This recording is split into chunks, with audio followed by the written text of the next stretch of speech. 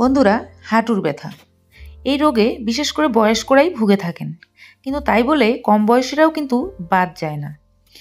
এই হাঁটুর ব্যথা ৮ থেকে ৮০ প্রায় সববারই হয়ে থাকে। তো বন্ধুরা, আমরা অনেকেই পেন কিলার বা এই ব্যথার ওষুধ খেয়ে থাকি, কিন্তু খুব বেশি এই পেন কিলার বা ব্যথার ওষুধ খাওয়াটা কিন্তু নিরাপদ নয়। তো বন্ধুরা, আজকে তোমাদের জন্য একটা সহজ সরল রেমেডি নিয়ে আসলাম, যেটাতে হাঁটুর ব্যথা চিরতরে চলে যাবে। তো বন্ধুরা, এখানে দেখো আমি একটা ফ্রাই প্যানে জল নিয়ে নিয়েছি। জলটাকে গরম করে নেব, একটু জলটা গরম করে নেব।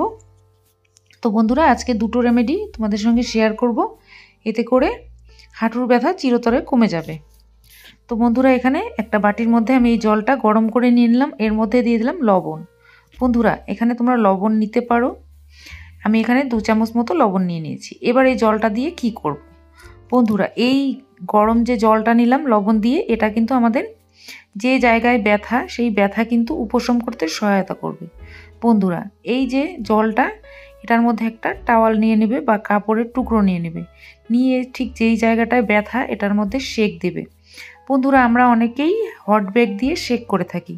তো বন্ধুরা, যাদের হাতের কাছে হট ব্যাগ নেই, তারা এইভাবে লবণ জল দিয়ে ভালো করে সেঁক দিয়ে নেবে। যেই জায়গাটায় ব্যথা প্রপার সেই জায়গাটায় সেঁক দিয়ে নেবে।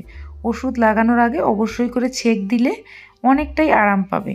এরকম করে 2 বেলা যদি তোমরা সেঁক দিতে পারো গরম জলের, লবণ জলের, তাহলে কিন্তু ব্যথা অনেকটা উপশম হবে। শুধু যে হাঁটুতে ব্যথা হয় তাই না, অনেকের তো পায়ের গোড়ালি ভীষণ ব্যথা হয়, পায়ের পাতাতে ব্যথা হয়, কোমরেও ব্যথা হয়। এরকম ব্যথা কিন্তু অনেকেরই হয়ে থাকে। তো দেখো, প্রথমে সেঁক দিয়ে নিলাম, এবার চলে যাব রেমেডিতে।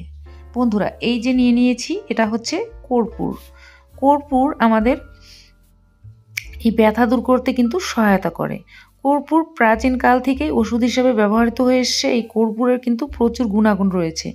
এই কর্পূর আমরা ঠাকুর ঘরেও পুজোর কাজে ব্যবহার করে থাকি। এই কর্পূর বা অনেক রান্নার স্বাদ বাড়াতেও কিন্তু আমরা কর্পূর ব্যবহার করে থাকি। এই কর্পূর যে আমাদের ব্যথা সারাতেও সহায়তা করে, এটা তোমরা হয়তো অনেকেই জানো না। এটা করে দেখো, তোমরা কিন্তু অনেকটা আরাম পাবে। তো বন্ধুরা, আমি একটা কর্পূরের টুকরো নিয়ে নিয়েছি, আর এই কর্পূরটাকে গুঁড়ো করে নিচ্ছি। তো এই যে কর্পূর কিন্তু অনেক ধরনের পাওয়া যায়, 2 ধরনের কর্পূর পাওয়া যায়। তো অরিজিনাল কর্পূরটা নেওয়ার চেষ্টা করবে, এতে করে কাজটা ভালো হবে। কেননা এখন বাজারে অনেক ধরনের ডুপ্লিকেট কর্পূরও বেরিয়েছে, সেই কর্পূরে কিন্তু কাজ হবে না। তো দেখো, আমি একটা ছোট্ট পেনের মধ্যে এই কর্পূরটা নিয়ে নিলাম। একটু হলদে হয়ে গেল কর্পূরটা, কেননা আমি এর মধ্যে হলুদ রস করেছিলাম এই হামিল দিস্তাটায়, সেই জন্য এটা হলদে হয়েছে। তো আমি 1 টুকরো নিয়েছিলাম, তো আর 1 টুকরো নিয়ে নেব। যেহেতু 1 টুকরো দিয়ে কম হবে, তো সেই জন্য আমি আর 1 টুকরো নিয়ে নেব। তোমরা হাত দিয়েও গুঁড়ো করে নিতে পারো, নাইবা হামিল দিস্তা দিয়েও করতে পারো। তো আমি হাত দিয়েই গুঁড়ো করে দিলাম। এবার দেখো, এই যে কর্পূরটা আমি নিয়ে নিয়েছি, এর মধ্যে আরেকটা উপাদান মেশাবো, সেটা হচ্ছে কোকোনাট অয়েল, নারকেল তেল। নারকেল তেল তো সবার ঘরেই থাকে, নারকেল তেল নিয়ে নেবে। এর মধ্যে আমি এখানে 1 চামচ মতো নারকেল তেল নিয়ে নিলাম। এবার এটাকে গরম করে নেব। চুলার আঁচটা একদম সিম করে দিয়ে বসিয়ে দেব, দিয়ে এটাকে একটু গরম করে নেব। এই কর্পূর কিন্তু আমাদের ব্যথার জন্য খুবই কার্যকরী একটা উপাদান।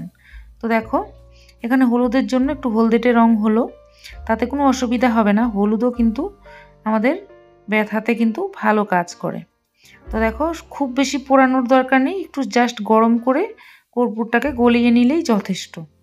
তো হয়ে গেছে গরম। তো দেখো, একটু চুলার আঁচটাকে সিম করে দিয়ে আমি এটা গরম করে নিয়েছি। এখন চুলাটাকে বন্ধ করে দিয়েছি। এখন আমি একটা বাটির মধ্যে এই কর্পূরের তেলটা ঢেলে নিলাম। এই কর্পূরের তেল কিন্তু আমাদের ব্যথা নাশ করতে সহায়তা করে, বিশেষ করে হাঁটুর ব্যথা।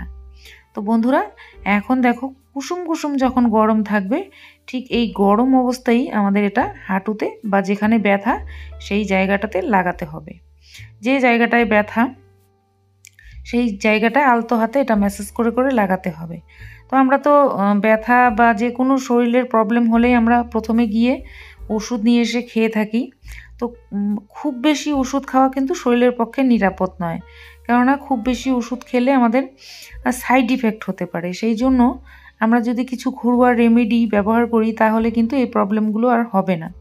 তো দেখো, পায়ের গোড়ালি বা পায়ের পাতা যদি তোমাদের ব্যথা থাকে সেই জায়গাতেও এটা লাগাতে পারো।